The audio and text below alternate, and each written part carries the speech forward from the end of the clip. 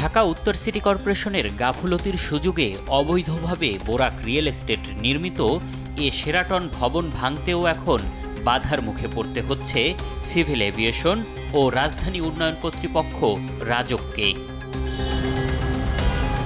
Civil এভিয়েশনের আবেদনের পর রাজউক ভবন ভাঙার পদক্ষেপ নিলেও আইনের আশ্রয় নেয় বোরাক, যা বছরের পর বছর ধরে টিকিয়ে রাখছে অবৈধ এ ভবনকে।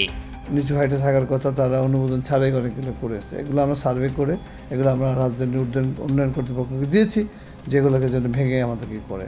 তারা মৌখিকভাবে জানিয়েছে যে এটা সিটি কর্পোরেশন থেকে অনুমোদিত এবং সেই ধরনের কোনো তথ্য প্রমাণ রাজধানী কর্তৃপক্ষ সাবমিট করবে।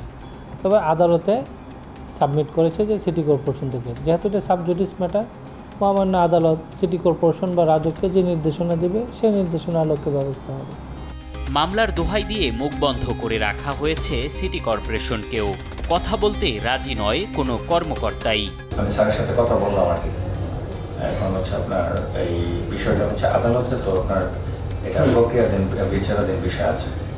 তো এখন স্যার বলতেছে যে এটা যেহেতু আদালতের বিষয়, এই বিষয়ে আমার বক্তব্য এখন দেওয়ার সুযোগ নেই।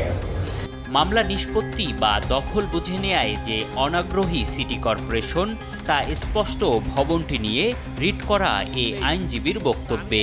এত 20-22 বছর ধরে এইভাবে যদি পড়ে থাকে তাহলে তো এক সময় তো ওই যে যারা বোরাক রিয়েল এস্টেট এটা পুরা জায়গাটাই তো খেয়ে ফেলবে।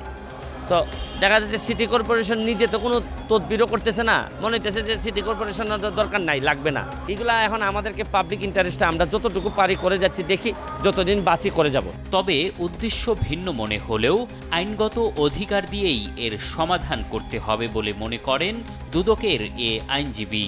যদিও আপাত দৃষ্টিতে সেটাই মনে হয়, কিন্তু এটাকে আপনি বলতে পারবেন না দুর্নীতির মামলা বাধাগ্রস্ত করার জন্য।